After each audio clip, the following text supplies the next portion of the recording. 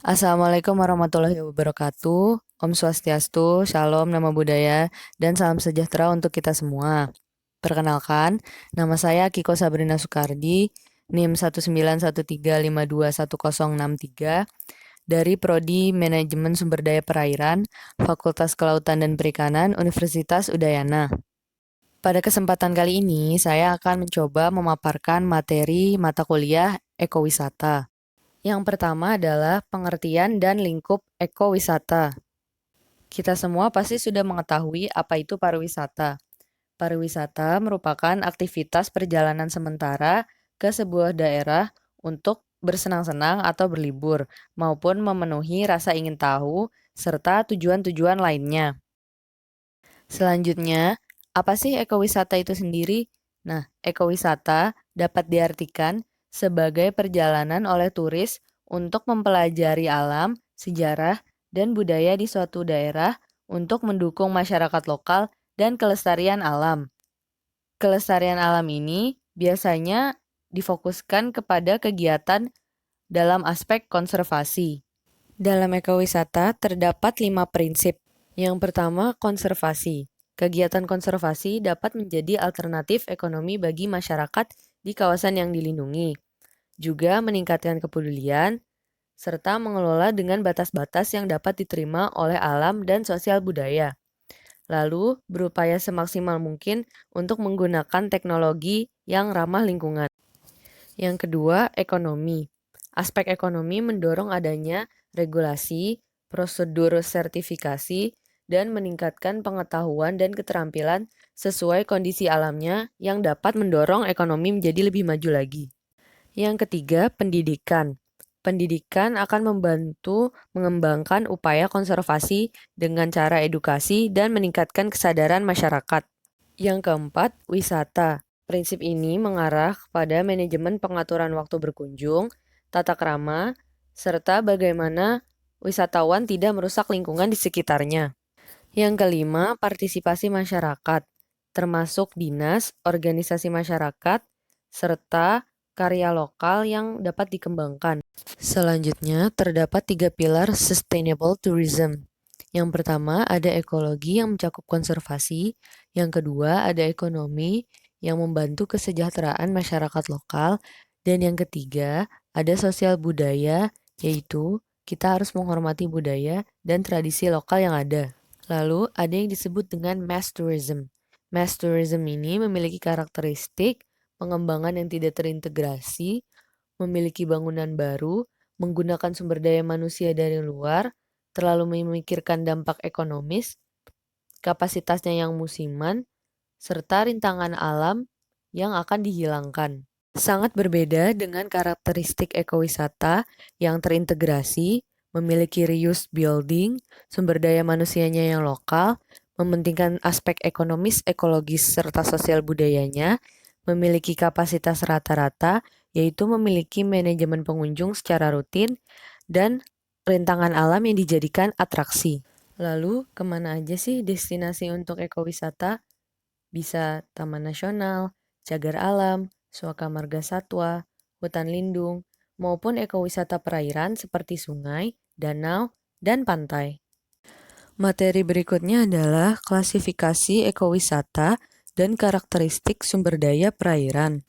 Adapun klasifikasi wisata, yang pertama adalah wisata alam atau nature tourism, yang tujuannya untuk aktivitas di alam. Yang kedua, ada wisata budaya atau cultural tourism, yang memiliki aspek pendidikan.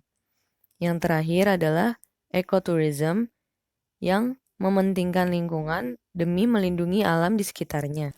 Ada beberapa motivasi yang mendorong kita untuk melakukan kegiatan wisata. Yang pertama, motivasi fisik, seperti olahraga atau rekreasi. Yang kedua, motivasi budaya, yaitu untuk mempelajari budaya sekitar. Lalu ada motivasi antar pribadi atau keinginan bertemu dengan kenalan kita, dan juga motivasi status atau martabat sebagai pengakuan. Pendekatan ekowisata harus dapat menjamin kelestarian lingkungannya, seperti menjaga ekosistem, melindungi keanekaragaman hayati, dan menjamin kelestarian dan pemanfaatan spesies dan ekosistemnya. Lalu terdapat dua aspek dalam pengembangan ekowisata. Yang pertama, destinasi. Di sini, alam bukan untuk dieksploitasi, namun untuk dijadikan sarana pendidikan.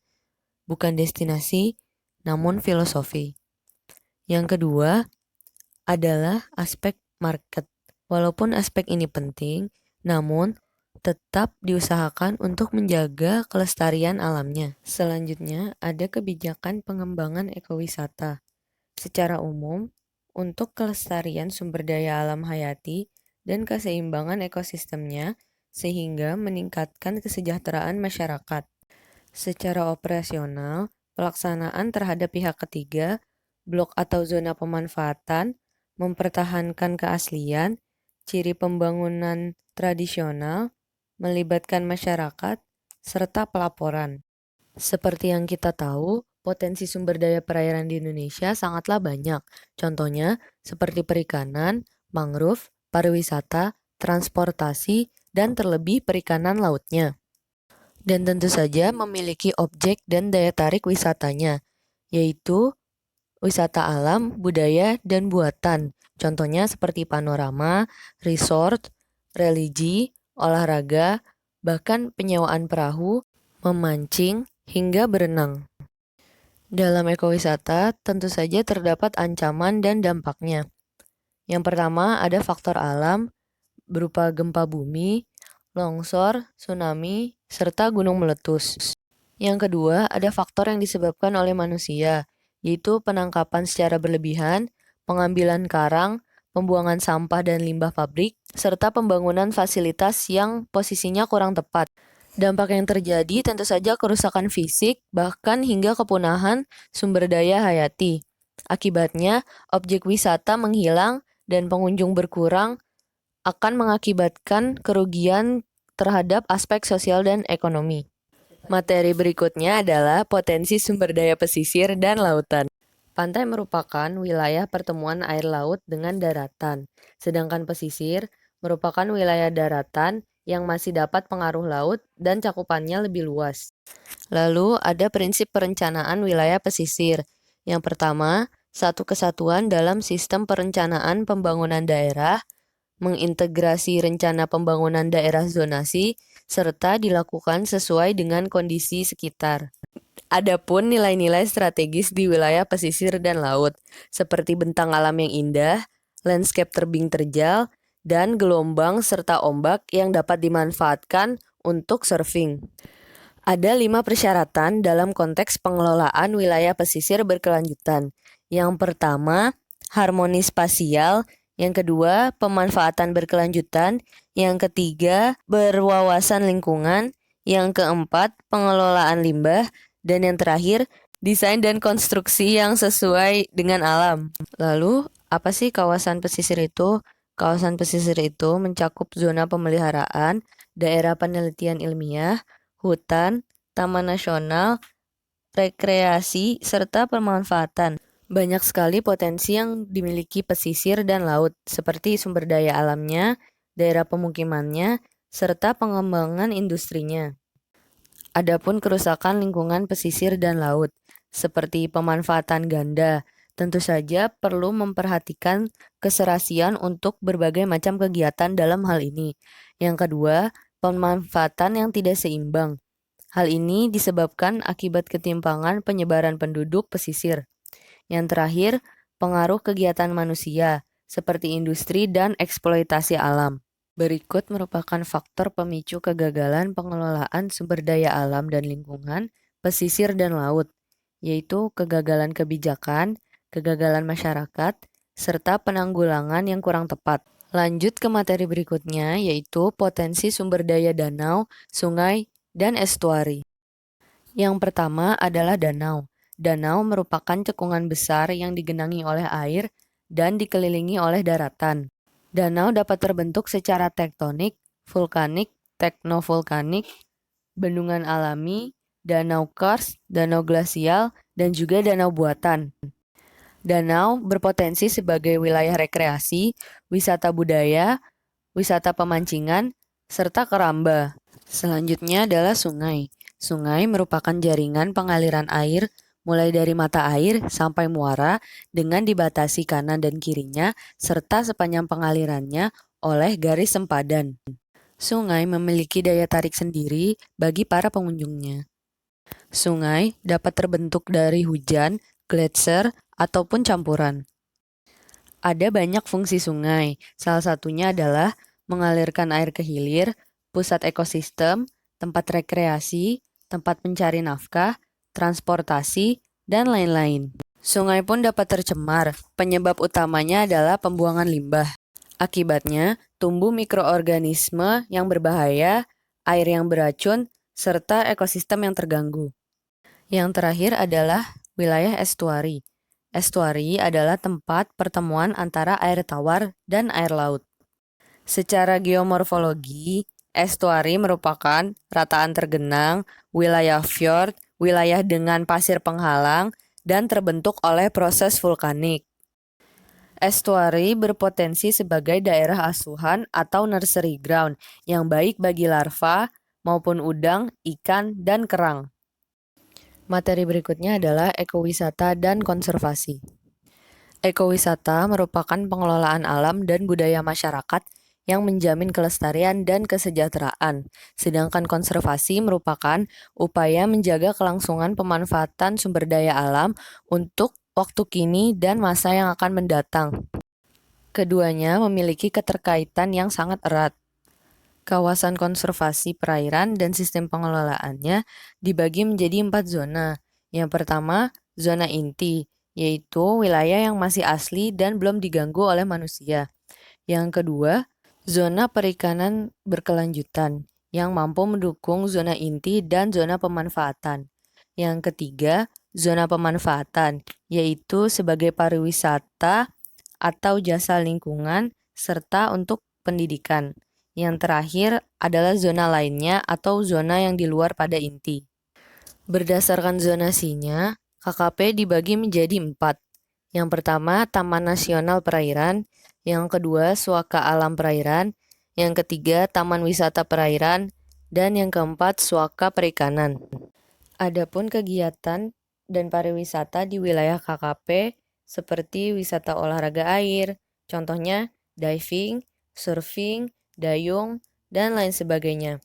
Lalu juga ada wisata tontonan atau menikmati pemandangan, wisata pendidikan, dan juga wisata penelitian. Ada juga yang menyediakan jasa, sarana, dan pelayanan. Tujuan dan manfaat konservasi adalah untuk melindungi tempat-tempat yang berharga, melindungi benda-benda yang bersejarah, melindungi biota di sekitarnya, menjaga flora dan fauna, melindungi ekosistem, serta menjaga lingkungan. Berikutnya materi terakhir yaitu prinsip ekowisata berkelanjutan. Terdapat 3 unsur kunci dalam ekowisata. Yang pertama, fokus pada lingkungan alam. Yang kedua, menekankan pada pembelajaran. Dan yang ketiga, harus berkelanjutan. Lalu, aspek yang harus diperhatikan adalah lingkungan, ekonomi, dan sosial budaya. Pembangunan berkelanjutan ditujukan untuk meratakan pembangunan pada masa kini dan masa yang akan datang, serta mensejahterakan masyarakat.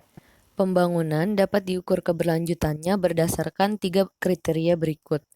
Yang pertama, tidak ada pemborosan penggunaan sumber daya alam. Yang kedua, tidak ada polusi dan lainnya.